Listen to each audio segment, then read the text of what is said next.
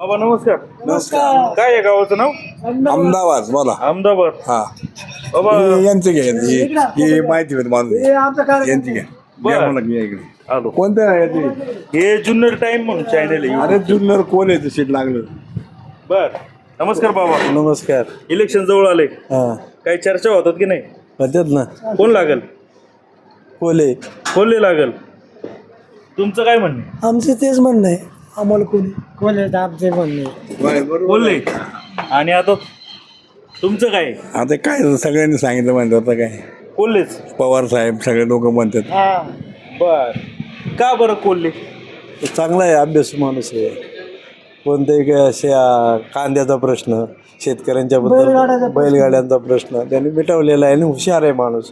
आणि मराठी शिवाजी महाराज फार मराठ्यापर्यंत पोचवलेला माणूस म्हणून संभाजी महाराजांच्या ह्याच्यातून मला ते योग्य वाटत योग्य उमेदवार आहे. आता त्यांच्या विरोधात आढळराव पाटील सुद्धा आहेत, परंतु नाही जमणार त्यांचं. 3 वेळा होते आढळराव पाटील. कसा अनुभव आला? काय नाही आमच्या गावात काय नाही केलं बा. कोल्हेंनी काय काय केलं गावात? कोण आहे ते सगळंच केलं गावात काय काय केलं? गावात आहे रस्ते आले सगळं काय चाललंय. ठीक आहे, कोल्हे साहेबांवर ठीक आहे, तुम्ही प्रेम करताय, नक्की कारण काय? पवार साहेबांच्या सोबत असल्याचं का का काय? पवार साहेब सगळे शेतकरी पवार साहेबाच्या मागे. बर आता अजित पवारांनी जी काय म्हणतात गद्दारी का काय केली त्याकडे कसं पाहतात? ते बरोबर नाही, आम्हाला मान्य नाही, योग्य नाही ते.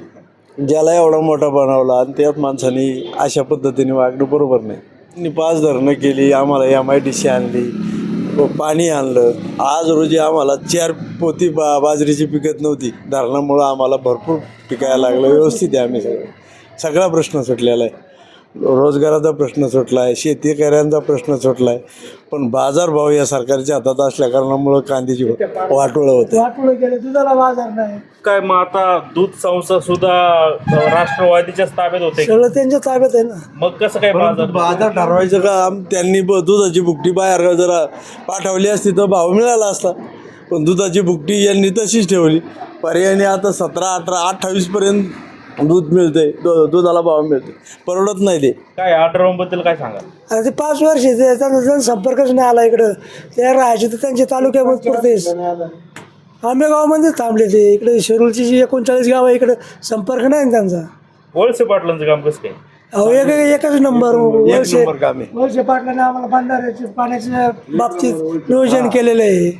रस्ते, स्मशानभूमी दिली गावात. वळसे पाटलाचं काम 1 नंबर आहे. ते सुद्धा शरद पवारला सोडून गेले. आता गेल्यात, परंतु पण आता त्यांच्या वेळेस त्यांचा विचार होईल. आता नाही. मग शरद पवारांच्या विरोधात मतदान करणार त्यांना? माणूस चांगला आहे म्हणल्यावर शेवटी काय काय म्हणा, काय माहिती आता परत जातील का वळसे पाटील शरद पवारांसोबत असं वाटतं का तुम्हाला? त्यांचेच माणूस येते साहेबांचेच येते. बरं. तर आता मला सांगा की आता वळसे पाटील प्रचार करणार आहेत आढळराव पाटलांचा, काय वाटतं का?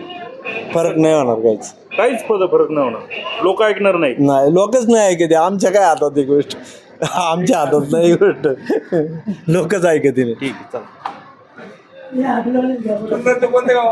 काय म्हणतात? कोल्हे. खोलले का कोल्हे? चांगला माणूस आहे. बर गावात किती वेळ आली? गावात 4-5 वेळा म्हणजे विकास कामं तुमच्या गावामध्ये केलेत? हो, गाव भेटीला आलते ना. आता आढळराव सुद्धा 15 वर्ष खासदार होते, ते बी थोडं उमेदवार आहेत. नाही, आम्ही नाही मानत थोडे.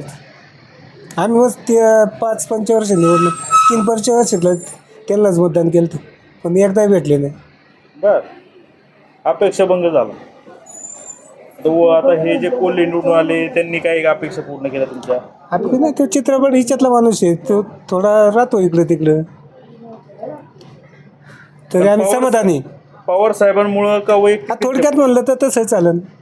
बर ठीक. पवार साहेब पवार साहेबांच्या सोबत राहिल्यामुळे समाधानी आहेत. तुमचं काय नाव आहे?